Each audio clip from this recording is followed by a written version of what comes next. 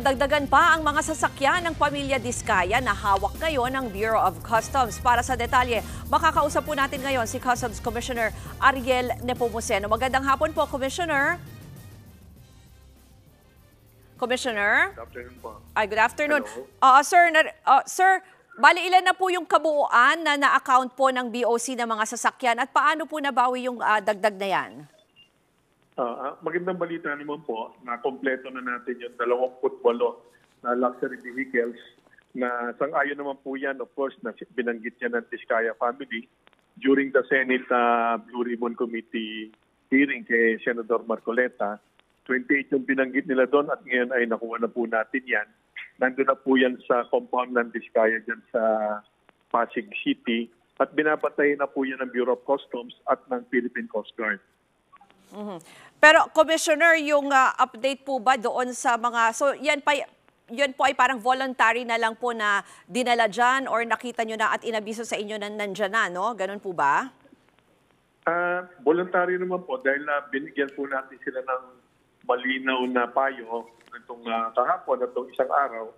Ako po mismo nagsabi sa kanila through their representative, yung kanilang compliance manager.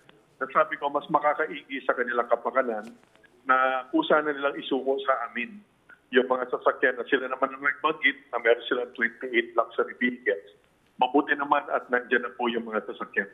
Tapos ano po ang mangyayari ngayon? Kasi yung naunang batch po, parang may nakita na yung iba dyan, wala rin pong papeles. Paano pong mangyayari? Paano nyo titignan kung maayos at legal yung pagpasok niyan sa bansa? At kukumpletuhin po natin ang investigasyon. Makakaasa ating mga kababayan at ang Diskaya family na rin na kami ay professional na gagampanan ng aming tungkulin. Titingnan natin kung talagang tama ba o hindi ang binayaran dito ng mga buwis at tama rin ba o hindi yung mga dokumento na kinakailangan na i-present sa amin na ito ay pagkakataon ng Diskaya family na ipakita sa amin kung ano man dokumento meron sila. At kami naman po ay ibigyan na rin sa tama na LTO ng Land Transportation Office. Nagtutulungan po kami. Pag ganyan po ba, Commissioner, ano po yung mga halimbawa klase ng paglabag? So posible nga na smuggled yan, ganun po ba? At ano ang posibleng implication yan? Pwede na po bang mag-file ng kaso? At sinabi nyo na rin yun sa buwis, ano po? Dalawa po ang pwedeng maging paglabag po rito. Unang-una, kung kulang po yung pinagbayaran na buwis. At pangalawa, kung may mga ginamit na dokumento o ang dokumento ay tinaya.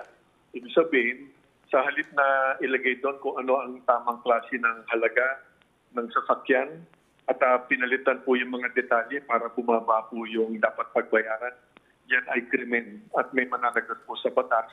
Hindi lang naman po sa Diskaya family. No? Halimbawa po na makikita namin o makita namin na meron mga kawani po ng pamahalaan. Sa side po namin, na BOC mismo, makikita po natin yan. At may mananagot po siyempre. Yan po ang katungkulan ko at yan po ang inaasahan po sa inutos po sa amin ni Pangulong Bongbong Marcos.